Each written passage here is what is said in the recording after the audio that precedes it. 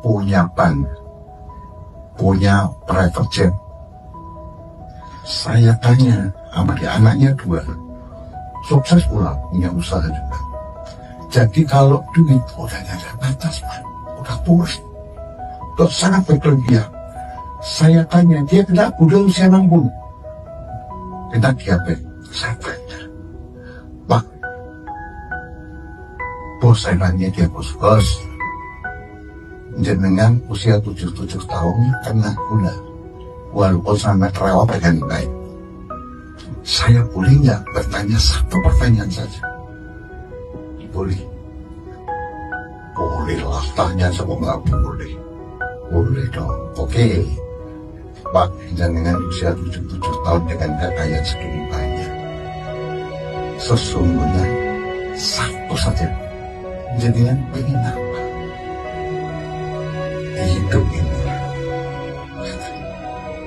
Ingin apa? Jawabannya apa?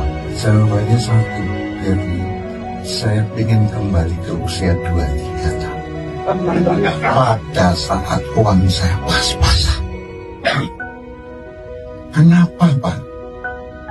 Karena di sana perjuangan itu ketika terakhir saya bahagia. Makan di pinggir jalan nikmat. Begitu. Makna dan hikmahnya video ini, jika usia 40 tahun ke atas kita belum cooling down atau belum menata hati semakin dilembutkan, masih mencari rezeki, belum dirubah polanya dari pola target menjadi jatah alias nerimo bahasa Jawanya. Namun pola mencari rezeki dirubah menjadi jatah bukan target, tapi hawa nafsu jangan sampai hilang. Kita tetap mencari rezeki namun dikurangi proses rezekinya. Atau kerjaan yang jangan yang merusak suasana hati. Karena itu yang bakal menjadi penyakit di dalam tubuh bila usia kita 40 tahun ke atas dalam mencari rezeki. Jika suasana hati merusak tersebut. Termasuk juga bokeh, buntu atau merasa kekurangan dan terbentur kebutuhan mendesak. Itu juga sulit untuk menata hati dan melembutkan hati. Ya, bersyukurlah intinya walaupun ekonomi minim. Serahkan sama yang di atas. Bila sudah mencapai puncak ketenangan hati itu, ciri-cirinya hati tidak membenci, hati tidak gampang menyempit. Nah, prosesnya adalah nih, prosesnya. Menata hati dengan sabar, ikhlas, belapang dada, dan bersyukur. Nah, itu prosesnya. Nah, bersyukur itu ada 2 makna yang paling mendasar dan paling dalam, yaitu bersyukur atas kita dihidupkan di dunia ini sampai saat ini.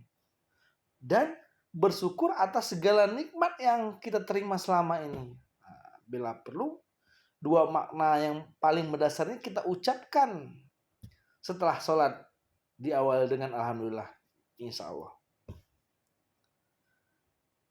Bila dirasa masih kurang maksimal mencapai ketenangan tersebut, kita komunikasi kepada Sang Pencipta atau laporanlah ke Sang Pencipta. Laporan dan ditambahi dengan doa, zikir istighfar. Nah, zikir istighfar itu astagfirullahaladzim, la haula wala quwata illa billah. Tuh contohnya. Zikir sholawat. Sholawat itu banyak. Cari yang pendek-pendek saja. Contohnya Allahumma sholli ala sayyidina Muhammad, sebanyak mungkin.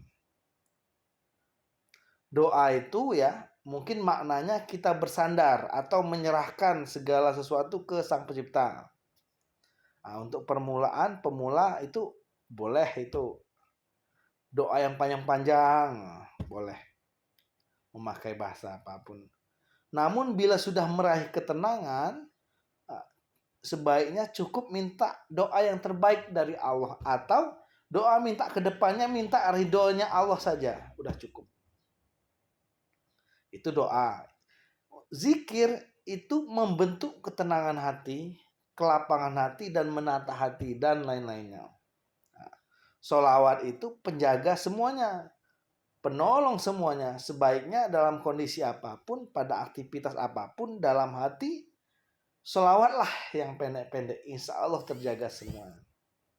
Apalagi sholawat dalam hati di lokasi yang bisa jadi yang malaikat yang banyak kumpul. Contoh di pengajian-pengajian atau malahan pengajian akbar, dihadiri ribuan atau puluhan ribu jemaah. Pada saat itu kita seolah-olah nyeleneh, yaitu menyimak ceramah rohani, namun kita sambil zikir sholawat pendek-pendek sebanyak mungkin. Bisa jadi hikmahnya kita menjadi pusat perhatian sendiri di lokasi pengajian tersebut, lokasi yang sakral maupun acara yang sakral tersebut. Setelah melakukan itu semua, dirasa belum juga mencapai puncak ketenangan, dan setiap napas kita belum merasakan yang Maha Kuasa, dan semua napas kita belum berkaitan dengan Allah, lalu melakukan komunikasi dengan Sang Pencipta atau laporan dengan Sang Pencipta di waktu di sepertiga malam atau subuh. Nah, insya Allah itu lebih tajam lagi. Semoga bermanfaat dan selamat berjuang dan selamat mencoba. Namun, walau sudah mencapai itu semua, ketenangan dan lain-lainnya, apa yang membuat berubah berbalik arah? Jika kelak kita masih mengejar impian dengan cara tidak berkah dan mencari rezeki yang tidak berkah, itulah yang bisa merubah kita kembali ke tersesat lagi. Bisa membuat hati kita semakin keras dan semakin jauh dari tujuan. Ayo dokter idola. Ayo idola. Idola. Idola awak. Yaitu hatinya gampang. Ayo sayang. Hatinya gampang. Ayo. Emang finishnya di atas. Dok, finishnya di atas. Ya. Gampang kok, gampang. Tergantung dengan suasana. Gimana Pak Haji? Pak Haji siapa? Dokter dia bilang finishnya kok di sini. Dia bilang ini memang jalur lo sini kok, gimana sih? Iya, emang di sini jalurnya, tapi dokternya kayaknya dari belakang aja. Nggak lewat jalur Dia ya. udah malas katanya. Iya, udah malas. Dia udah di dalam udah nangis-nangis aja. Makanya deh. Kita lihat. Doakan saja semoga mendapat. Oh.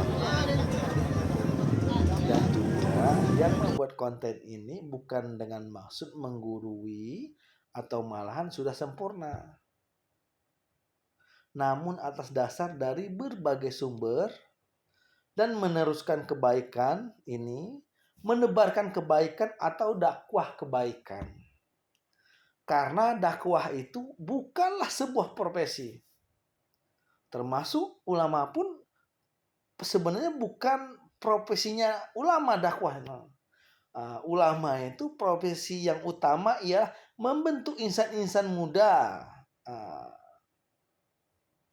karakter dan akhlaknya, dan tempat bernaungnya insan-insan yang sudah dewasa, insan-insan sepuh untuk bernaung bila mana ingin bernaung mencapai ketenangan. Namun ya, semua profesi termasuk ulama juga itu wajib berdakwah atau untuk mengajak kebaikan.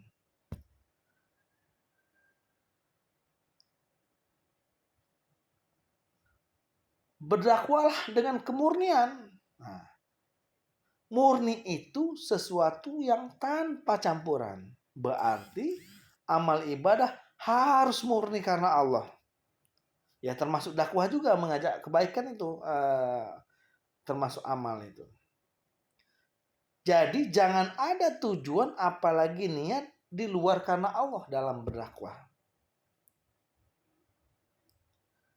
Bisa kita lihat bila seseorang beribadah karena Allah, termasuk dakwah juga, tentu ada yang memuji, ada yang menghina, dan ada yang menghujat. Namun kita tidak akan mundur walaupun selangkah pun. Terus beramal dengan maksud mencapai ridho Allah, ridho ilahi. Nah, ini saya ada catatan khusus yang tergambar. Profesi polisi dan preman, atau yang preman itu biasa berkumpul-kumpul di lokasi sarangnya kemaksiatan. Nah, di dua profesi itu tersebut bisa sesering mungkin melihat atau bersentuhan langsung, mendengar langsung orang-orang yang mendapat ujian. Dua profesi itu, ujian berat maupun ujian yang ringan, polisi maupun preman, atau orang urakan, atau orang marginal gitu, atau orang pinggiran. Dua profesi tersebut setelah bersentuhan langsung tentu dihadapkan dengan melihat di depan mata banyak orang lain mengalami ujian. Melihat dengan banyak orang lain mengalami ujian, itulah sarana untuk melatih hati agar semakin lembut, semakin peduli, semakin bersyukur.